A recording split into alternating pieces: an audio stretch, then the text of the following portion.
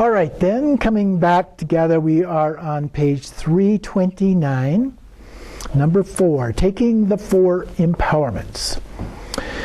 So here we receive these 4 empowerments by visualizing, and now here what we're talking about is we're receiving these empowerments as a part of doing Guru Yoga. So when we do it, for example, the one that we do in our regular Sunday practice, we do that. We have a short statement in there. The light radiates from the Guru's 4 places into my 4 places, which would be at the forehead, the throat, the heart, and the navel, granting the 4 empowerments and planting the 4 seeds. And it also purifies body, speech, mind, and for the 4th one, then subtle obscurations.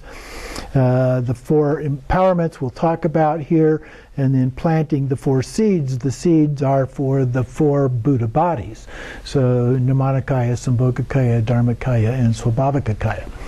So that's what is in our prayer book that we use each week. So we receive the 4 empowerments by visualizing that the syllable Om between the Guru's eyebrows emanates rays of light which penetrate the crown of your head and purify you of the effects of the 3 harmful physical actions: taking life, taking what is not given, and sexual misconduct. So those are the ones related to body. So we're purifying the body part. And then, purify also all obscurations of your channels. So we recite the blessings of the Vajrabody, enter into me, and so forth. And then we think that the potential to attain the level of Nirmanakaya has been established in you. And so often this is associated with the empowerment of the generation stage, if we think of it in terms of the classic 4 empowerments. Then the syllable Ah. So we have the Om at the forehead and Ah at the throat.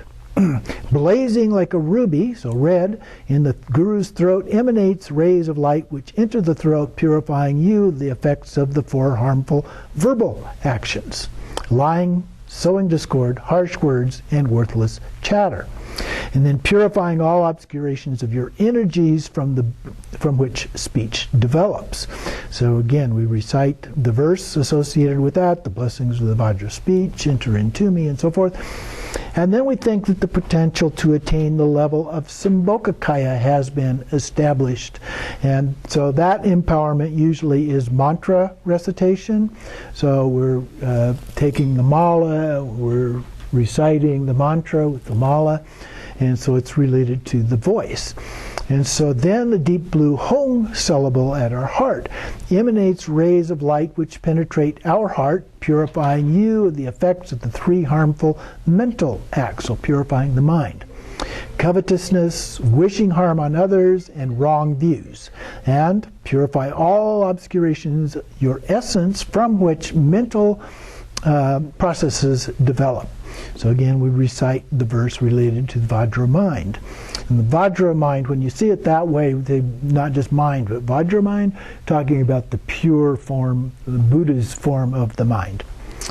So then we think that we have the potential to attain the level of Dharmakaya, so that's been established. That's the seed. And so that one empowers completion stage practice.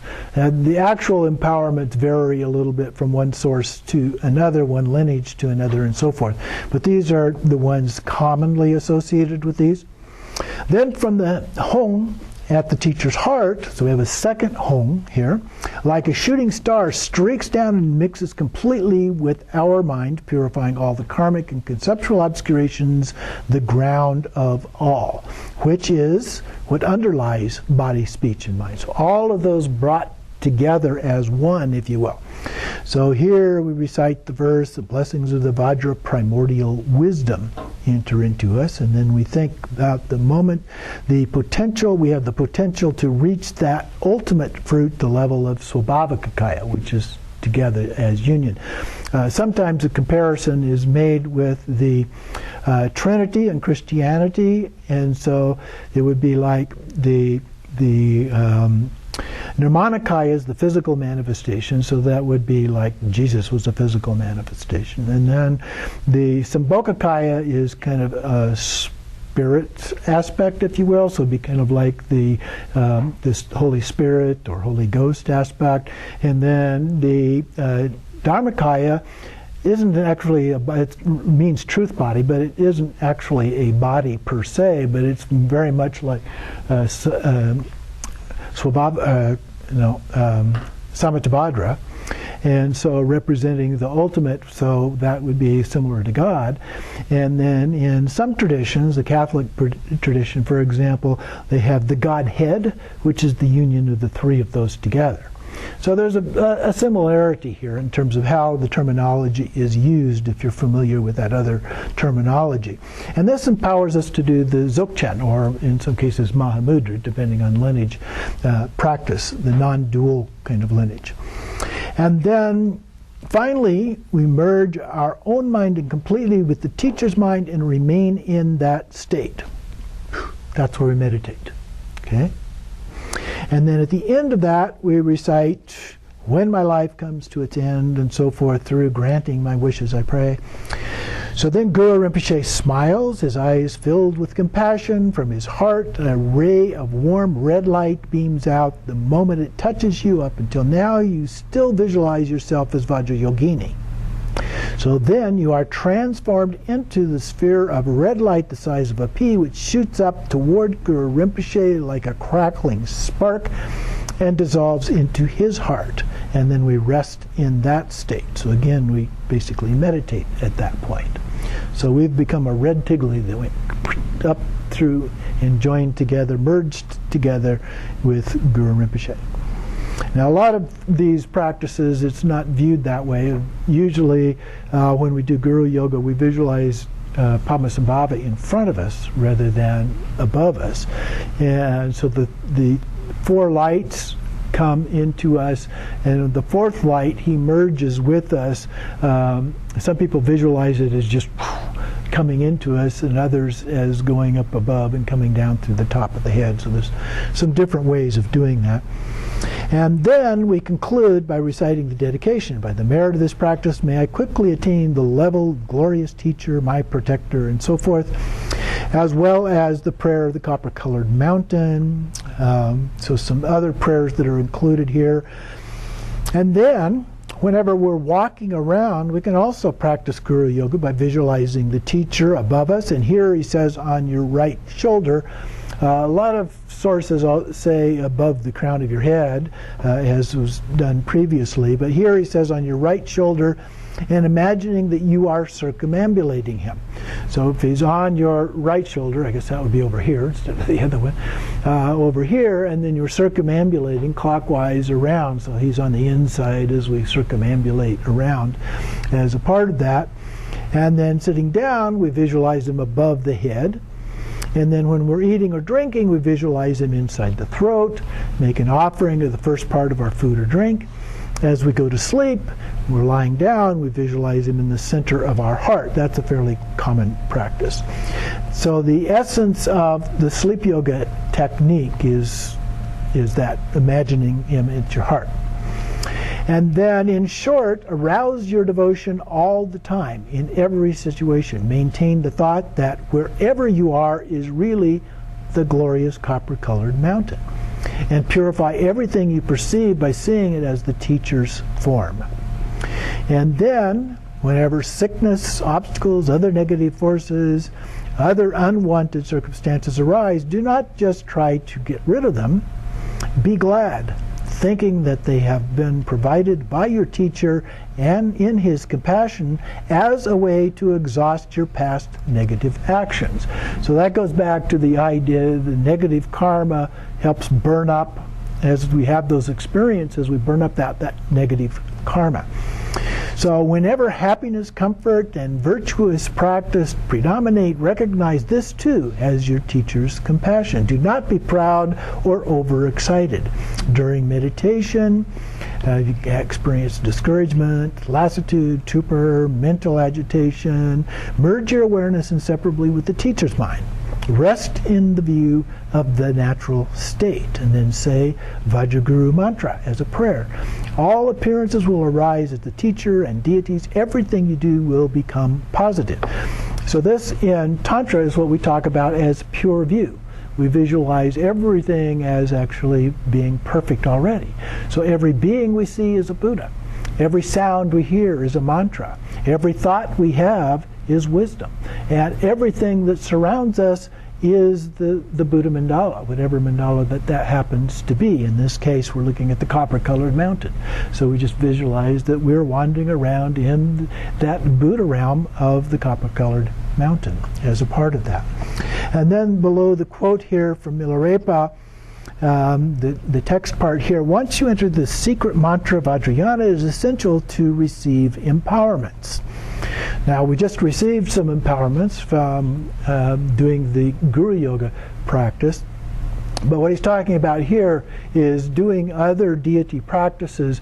It's important that we have the empowerments for that. Now, what is actually required depends on the lineage, it depends on the Lama, it depends on all kinds of different factors. Different groups do this in different ways. So you need to know what the way is of your particular organization when you are doing that, or your particular Lama, and follow those guidelines. So these empowerments repair violated broken samayas. So if we've had an empowerment before, we made a commitment, a samaya, and we broke that, receiving the empowerment again is one way to fix that. And enable you to meditate on all the paths of the generation phase, perfection phase, and great perfection. They prevent obstacles and errors from arising and allow all your attainments to develop more and more.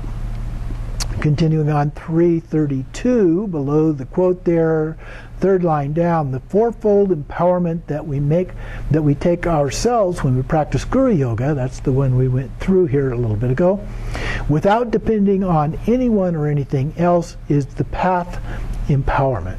So it's empowering the work that we do on the path. So the next part here, number 3, is the history of the early translation doctrine. So he's talking about the Nyingma. And so this is a fairly elaborate story about how all of this has been passed down to us, the various lineages involved with this. So I'm going to go through some of this just to kind of make sure that we have at least, I'm not going to go through all of the details. That would be like reading a book, but we will go through in some of the highlights of this to make sure that we have at least some background on how this has been passed down. A lot of times when we do these practices, we will, after we do Guru Yoga, go through and there will be a lineage prayer that is included, and we recite that, which gives basically a list of all of the different key figures in that lineage. So here, starting on the 4th line, he says, so now I will describe briefly how the 3 inner yogas of the old translations, so this is Mahayoga, Anu Yoga, and Ati Yoga, so generation stage, completion stage, and Dzogchen, or he calls it generation perfection and great perfection phases, came to us today. There are 3 lineages of transmission. The mind lineage of the conquerors being the Buddhas, the symbol lineage of the Vidyadharas, and that Vidyadharas are knowledge holders is the general term, and in the Nyingma tradition there's 4 different levels of that. You can look that up. And then the hearing lineage of ordinary beings. So we're going through those 3 different parts. So first one is the mind lineage of the conquerors, the Buddhas. So Buddha Samittabhadra is enlightened from the very beginning. As the display of his compassion, there appear pure fields of all the Buddhas, the places where the teaching is given and the teachers of the 4 kayas. His circle of disciples consists of the Vidyadharas and the 5 kayas and the host of conquerors. So basically here the Vidyadharas represent the 5 Buddha families, and then the host of conquerors are all of the other Buddhas from past, present, and future. There is no distinction between them and himself. He teaches without teaching. transmitting all the doctrines without words or symbols, through the natural, effortless clarity of the great compassion that radiates spontaneously from primordial awareness. Okay? So this is a bit unusual kind of a form. That's why it's called the mind lineage. It's being transmitted from his mind to the mind of all of the other Buddhas. And we're talking specifically about this particular teaching. So they have these qualities of freedom and realization and become one with his mind. For those who do not have the good fortune to understand this first transmission, there are other vehicles that involve a more progressive path. And he talks a little bit about that. The second one is the symbol or symbolic lineage of the Vidyadharas, those knowledge holders. You may remember when the class, those of you who were in the class on Riggs and Dupa, that was the gathering of Vidyadharas. Okay, so the idea of Vidyadharas was incorporated there in great detail. So here, the symbolic lineage of the Vidyadharas, at the time of his passing away into nirvana, Buddha Shakyamuni predicted the coming of unsurpassable secret mantra doctrine. And it gives a little poem there, or verses. And then just below that, in the second line, the three yogas of unsurpassable doctrine, inner doctrine, the generation and perfection phases, and the great perfection subsequently made their appearance just as he had predicted. So then he goes through each of these three and gives a little bit of additional explanation for that. So 28 years after the Buddha's departure, King Ja received 7 omens in his dreams. Then, on the roof of his palace, he found a large number of precious golden volumes of the secret Mantrayana Tantras, as well as a statue of Vajrapani. So he practiced these for a period of 6 months, and then had this vision of Vajrasattva, who blessed him so that he understood perfectly the meaning of these volumes, and then from that time on, the teachings gradually spread. So that's the first one related to Mahayoga Tantras. And then we have the Ana Yoga, which is completion stage practices. So during the same period, so concurrent going along with this, we have all the Buddhas of the 10 directions recited a 23-verse lament beginning with, "Alas, alas, now that the son of the Buddha has disappeared, who will dispel the world's darkness?" Then all of the Tathagatas together invoke Vajrapani. And then the Lord of Secrets consented to give these teachings. So then and there he taught, and it gives teachings, those 5 noble ones in the western land of Odhyana, Vajrapani, taught Guru Garbha, the Tantra of Secret Essence, along with pith instructions, Tantras on Kalaya, Vivajrakalaya, Mamo, and others, to Garab Dorje. All of these transmissions were received by Padma Totringsal of Odhyana, that's Padmasambhava, and then they gradually spread. So that's the story in terms of the Ana Yoga, the spread of the Ana Yoga teachings. And then the pith instructions of Adha Yoga, which is Dzogchen, or great perfection. And so here, this is a little longer story. So there was a person who was born called Aditita, and means God's son of superior mind, who had 4 symbolic dreams, which are explained in some detail, but continuing on 336, in the middle of the page here below that larger paragraph, the Buddhas assembled and said, "We invoke glorious Vajrasattva. You who possess the jewel of miraculous means, open the gate to all that beings desire, bestow on them this jewel free of all effort." And then from Vajrasattva's heart appeared a glowing jeweled wheel, which he offered to Sattva Vajra, which is Vajrapani, saying, "Wisdom beyond duality, hidden reality, primordial Buddha with no effort and no action. This path is known as the Great Middle Way. Reveal it to the assembled disciples." And so Vajrapani promises to teach, and so Vajrasattva, vast as the sky, that which is beyond the scope of words. The vast as the sky, we're talking about Rigpa, pure awareness here. That's what he's teaching. That which is beyond the scope of words is very hard for me to express. But for those who have not realized it, I shall use words.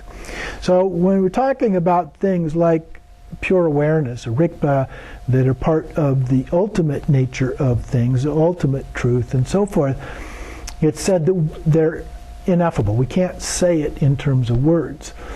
But in order to provide guidance for people, we need to use words. So we're falling backwards into the relative aspect. So it's almost like there's three different levels here. At the beginning, we have the relative, and then we have the ultimate relative, which is about the ultimate, but it's not really ultimate itself. And then we have the ultimate, about which we can't say anything, the actual thing. Okay? So in the Eastern Buddha field, Vajrapani consulted the Buddha and the Tathagatas of the Vajra family. In the Southern Buddha field, he consulted with the Tathagatas of the Jewel family. In the Western Buddha field, he consulted the Tathagatas of the Lotus family. In the Northern Buddha field, he consulted the Tathagatas of the Action family. And then in the Central Buddha field, he consulted Sri Vairocana and the conquerors of Tathagata family. So what we're talking about here is the 5 Buddha families. Okay, so he consulted with all of them about giving the teachings. So Vajrapani thus distilled the essence of all the conqueror's wisdom, removed all misconceptions about each and every aspect of Hatha Yoga, the marvelous essence of the teaching, and the spontaneous, effortless realization beyond cause and effect. So he knew that Adicita, who said Adicita was this guy, the god's son, possessed the right karma and good fortune. So Vajrapani goes to meet him and then transmits to him by means of symbols. Remember, this is the symbolic transmission. So by means of symbols, the entire direct empowerment, as well as the pith instructions, other tantras, and so forth, all in a single instant. You know, I think when I read this of the sutra that talks about the Buddha, I forget the exact name of it, but where it's considered to be the kind of the leading sutra of the Zen tradition, where the Buddha gets up to give this presentation and he simply takes a flower. Doesn't use any words. It's a symbol. Doesn't use any words. And that's considered to be the start of the Zen lineage of things. This is kind of like that. You know, it's done with symbols and it just poof, instantly happens. Then below the quote at the very bottom of the page, thus it was that the doctrine spread throughout the 3 divine realms. So now we've spread throughout all of the other realms, the higher level realms. Then we have number 4 here, or 2.4, the coming of Hatha Yoga to the human realm. Now this is the story that we more commonly hear. We usually don't get the elaboration of all of the other forms of this. To the west of India lies Odhyana, the land of Dakinis, the land from which Padmasambhava came. And a young girl named Bright Flower, who had been ordained as a nun, and although she had no signs of pregnancy, lo and behold, she came to term with a gleaming 9-pointed Vajra that sprang from her heart, then vanished, leaving in its place a child bearing the major and minor marks of Buddhahood, and then holding a Vajra in his right hand and a rod of precious material in his left. Okay, so that'd be like the Katanga. So they showed him to a Brahmin versed in all of these signs, and the Brahmin declared that the child was a Namanikaya manifestation, and they called him Garib Dorje. Okay, so this is the story about the form of Garib Dorje, who's considered to be the first human to receive these teachings. Garib Dorje, he says here, means Vajra of supreme happiness. So continuing on 339, at the top of the page there in the second paragraph, when Garab Dorje came to the throne, Vajrapani appeared in person and conferred on him the complete direct empowerment by the pouring of the conqueror's means as well as other empowerments. Without effort, this is the bottom of that paragraph, without effort and in a single instant, Garab Dorje attained Buddhahood at the level of great perfection. And the next paragraph, the middle of that, talks about the Brahmin child then became a monk and the chief of the 500 Panditas and received the name Master Manjushri Mitra. So here's another key figure. And so he had this vision, and Manjushri told him, go west to the land of Odhyana, and there will be this Lake Kutra and a charnel ground, and go to that, and in this cave is you'll find this guy named Garab Dorje. Go to him, request the Dharma known as Adha Yoga, which he holds, and through which Buddhahood can be attained without effort. So it is beyond, he says then, beyond the principle of cause and effect. And so this goes on a ways, so we're going to go over to page 340. And about a third of the way down, there's kind of a long paragraph starting on the fourth line. Garab Dorje gave him the full direct empowerment and all the tantras and pith instructions without exception. He gave him the name Manjushri Mitra, and then gave the following teaching. Mind's nature is Buddha from the beginning. It has neither birth nor cessation like space. When you realize the real meaning of the equal nature of all things, to remain in that state without searching is meditation. And so Manjushri Mitra got this, he understood it perfectly, and then he compiled the teachings of Garab Dorje as well. Instructions on bodhicitta written in gold on stone. And so these then were passed on to Sri Simha. Continuing on page 341 at the top second line, and he obtained the highest realization free from all mental fabrications. From Sri Simha, the teachings were transmitted to the second Buddha from Udayana. Okay, so Sri Simha was the teacher of Padmasambhava. And then to the scholar Janasutra, and then Pandita Vimalamitra, and Viratsana, and then the lineage up to this point is called the symbol lineage of Vajradharas. Okay. And then it talks about the propagation of this into the essence teaching in Tibet. And so here, I'm going to start on page 342. Top of the page here, he talks a little bit about the reign of King Songtsen Gampo. And the first of the three religious kings is usually referred to, and he married two princesses, one from China and one from Nepal. And so the first one's considered to be a manifestation of Tara, the second one a manifestation of the goddess Brikuti. Each of them then brought with them as a part of their dowry an image of the Buddha, a statue of the Buddha. So these two statues came to be known as Jowo.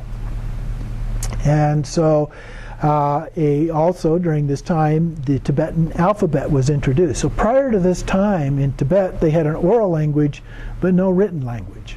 And so the king, Songtsen Gampo, sent some people down to India to learn their script and bring it back, and then they would incorporate that into to use it for developing a written language of the Tibetan language.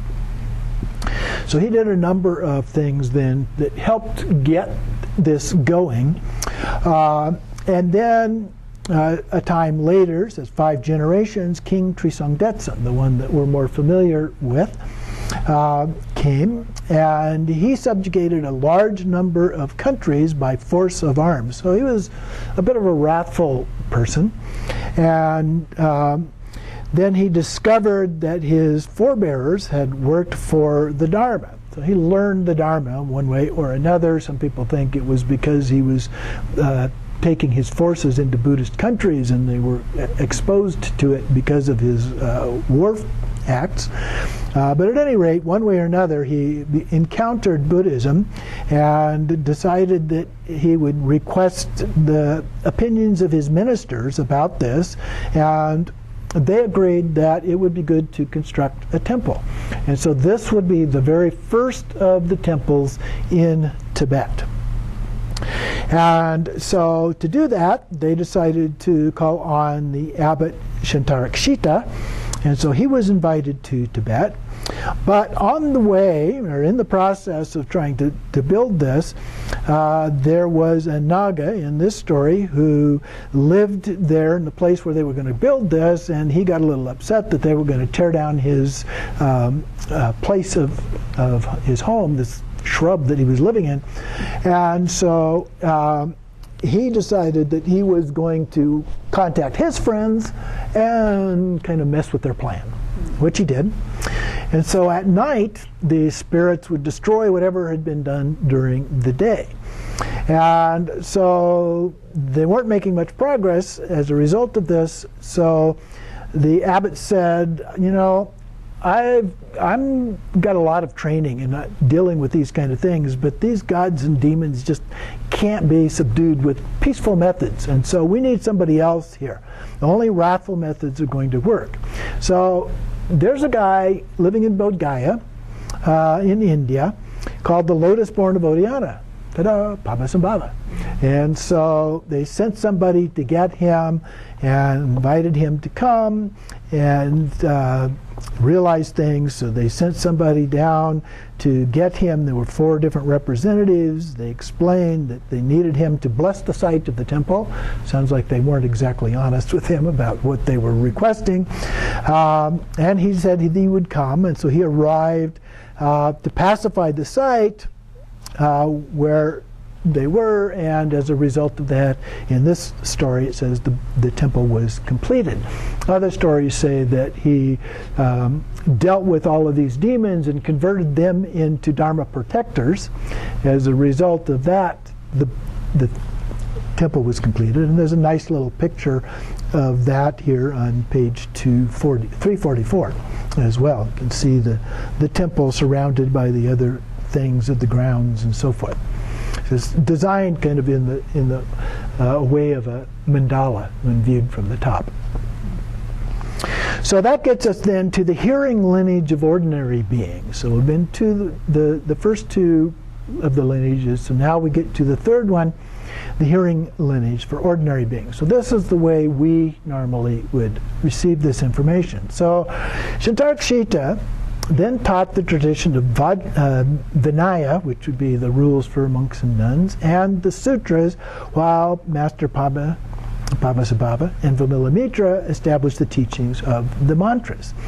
So the second Buddha from Udayana, that would be Padmasambhava, and Vimalamitra taught 3 heart disciples, which are the King Trisang Detsen, and the subject and friend, which are Yeshe Tsogyal and Viritsana.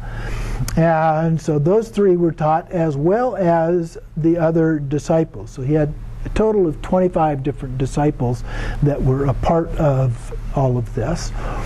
And so Padmasambhava taught Adi Yoga in great perfection, according to the legend. And the lineage of transmission from this point is called the hearing lineage of ordinary beings. So then one of the things that happened was that a lot of these texts are said to have been buried. They were written down in Dakini script on yellow scrolls and hidden away to be found later on with future disciples when they would be more appropriate. And so they're hidden away and are called treasures, Dharma treasures and various other kinds of terms. And that countless tulkus, which tulkus are people that are significant reincarnations of other figures, and treasure discoverers, Tertans, those are the ones who actually find these treasures. And the one here we're talking about is Rigdzin Jigme Lingpa. Of course, he is basically the source of the source of the source of this book. So we have those coming together here. He receives this complete transmission of all three lineages together, mind, symbol, and hearing lineages from Padmasambhava, okay, and Vimalamitra and Longchen Rabjam, or Longchenpa. And he was a completely perfect Buddha from having received these transmissions. So from this we have Jigme Lingpa, and then Jigme Galway Nyugyu, and then Patrul Rinpoche. So those are the three in the lineage here of this down, Patrul Rinpoche being the author of this book.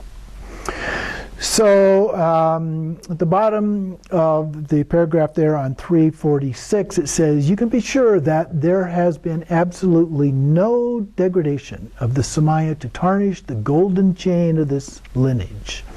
And then from the Tantra, the union of sun and moon, if you do not explain the history of its origins, people will commit the fault of not believing in the profound, secret, true teaching. So Patrul Rinpoche says it is because of this need to inspire the confidence of disciples by explaining to them how their lineage can be traced back to its authentic source and recounting its history that I have done so here in the context of the Guru Yoga. And then in the next paragraph, a mantra should be recited 10 million times. So that would be Oma Hong Benza Guru Pima Seti Hong. That's a lot of times. I have done a few million mantras in my life, at least the ones that I've counted. I haven't counted them all. But I'm not close to 10 million. It takes a long time to do that many. So that's a very significant number. My suggestion would be simply to do as many as you can every day. You know, as a part of your practice, do as many mantras as you can. And then at the bottom of the page, to practice the preliminaries without going straight through to the end makes no sense whatsoever. Even if some small momentary signs of warmth occur, almost derogatory by putting it in quotes there, they are unstable, like a building without foundations.